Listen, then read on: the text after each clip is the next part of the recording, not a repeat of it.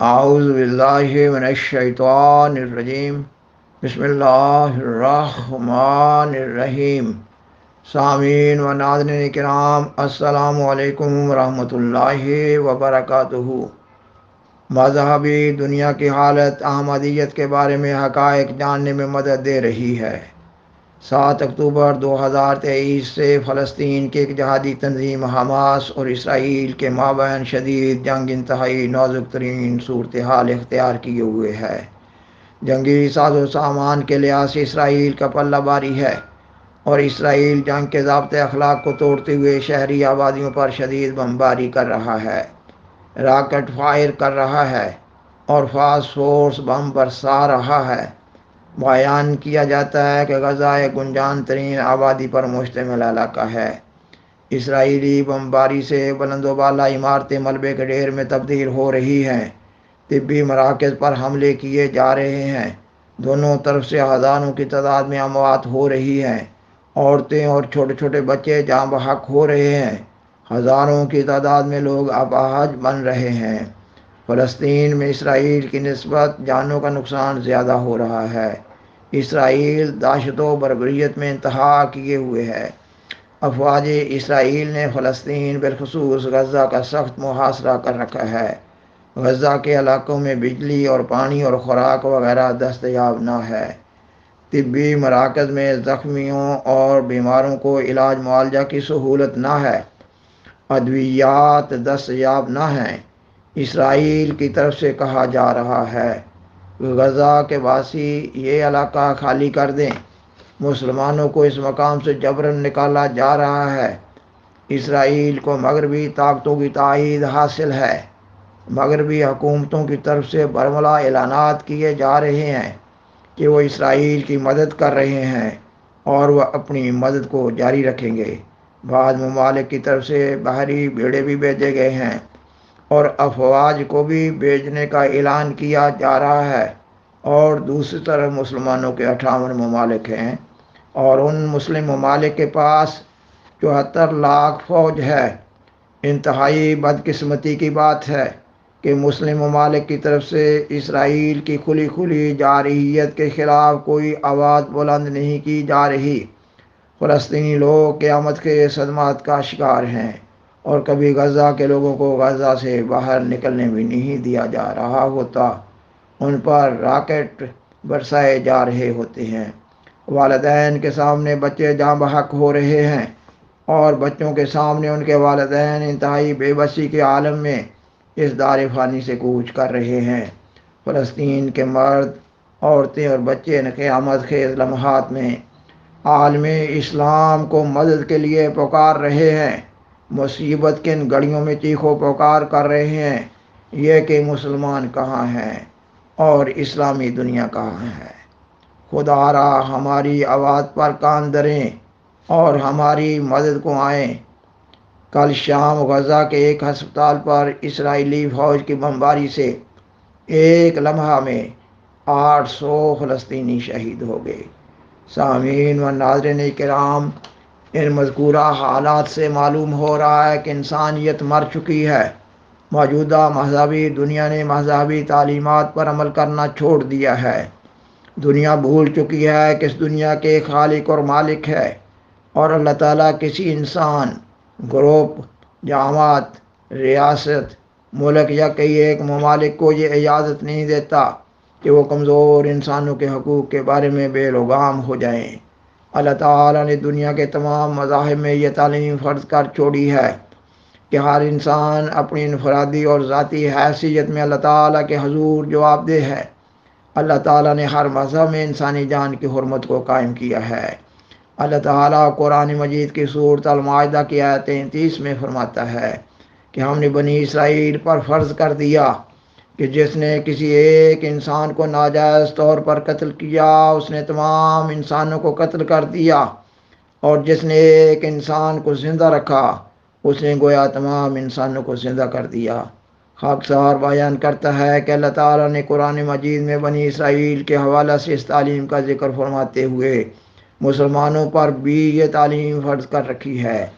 اس تعلیم کا خلاصہ یہ بنا کہ اس وقت دنیا کے تینوں بڑے مذاہب اہل کتاب میں سے بنی اسرائیل یعنی عیسائی اور یہودی، اور مخاطبین قرآن یعنی عالم اسلام اللہ تعالیٰ کی انسانی جان کی حرمت کے بارے میں بیان فرمودہ اس تعلیم پر عمل کرنے کے پابند ہیں، مگر اہل کتاب اور مسلمان اس تعلیم کو پس پشت ڈالے ہوئے ہیں اور نسل بعد نسل اپنے گندے مفادات کے حصول کے لیے دنیا کو حالت جنگ میں رکھے ہوئے ہیں۔ اگر اس دنیا کا کوئی خالق ہے اور دنیا کی مذہبی دنیا کا یہ ایمان اور یقین ہے کہ اس دنیا کے خالق اور مالک ہے، تو پھر سوال پیدا ہوتا ہے کہ کیا اللہ تعالیٰ نے جو عالم الغیب ہے دنیا کی اس حالت کے ہو جانے پر اس کا کوئی حل تجویز نہ کیا ہوگا؟ بلا شبہ یقینی طور پر اللہ تعالیٰ نے دنیا کی یہ حالت ہونے پر مذہبی دنیا کو ایک پروگرام دے رکھا ہے۔ تمام مذاہب کی کتب میں یہ پیش گوئی موجود ہے کہ اللہ تعالیٰ کی طرف سے آخری زمانہ میں امام آخر الزمان موعود اقوام عالم کو مبعوث کیا جائے گا۔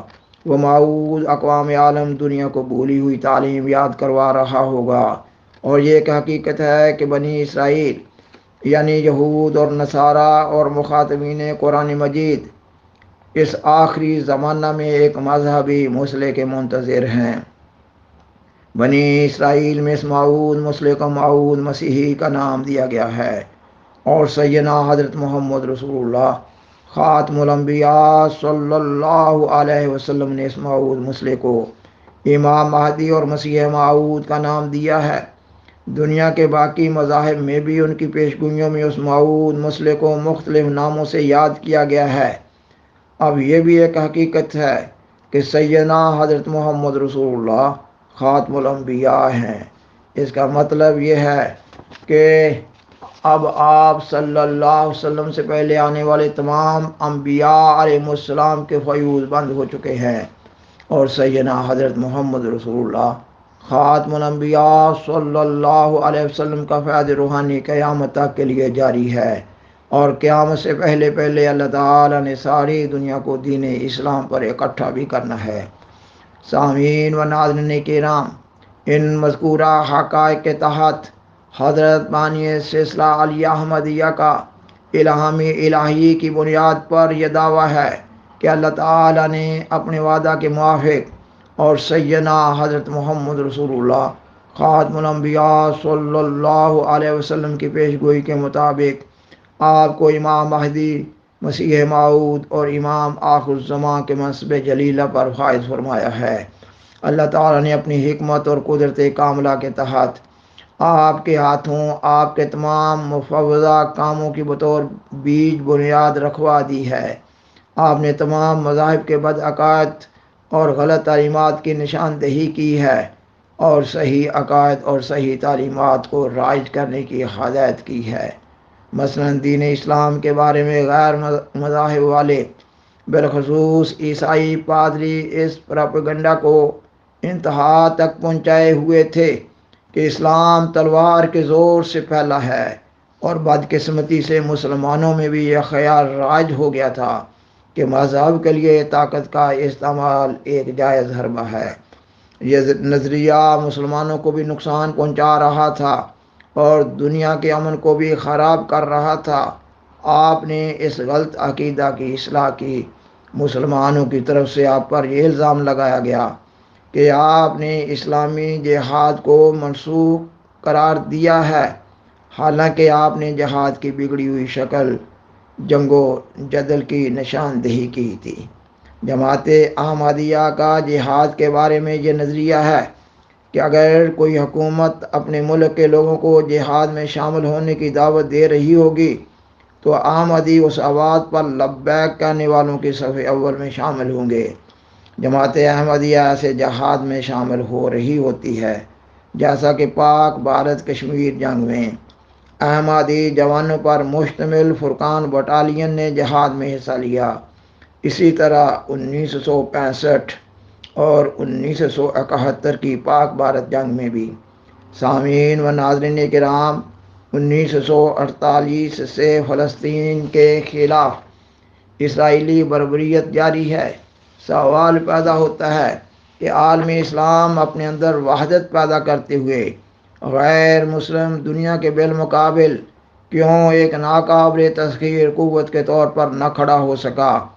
عالم اسلام کے حساس دل مسلمان، بالخصوص فلسطین کے مصیبت زدہ مسلمان دانشور، اسرائیل کے خلاف اقوام عالم میں نتیجہ خیز پراپیگنڈا یا فہم و تفہیم کے ذریعہ یا UN میں آواز اٹھانے سے یا OIC کی عالمی تنظیم میں تحریک پیدا کرنے کے ذریعہ اسرائیلی بربریت کو کیوں تدریجاً ختم نہ کر سکے یا تدریجاً کم نہ کر سکے، جبکہ اللہ تعالیٰ قرآن مجید کی سورۃ آل عمران کی آخری آیت میں مسلمانوں کو اپنے ملک کی سرحدوں کی سخت نگرانی کرنے کی تلقین فرماتا ہے۔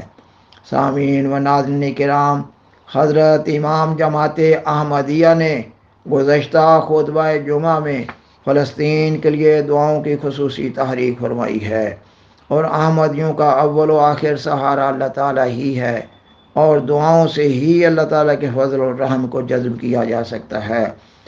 پس احباب جماعت سے درخواست ہے کہ فلسطین کے مصیبت زدہ مسلمانوں کے لیے اور دنیا کے امن کے لیے دعائیں جاری رکھیں۔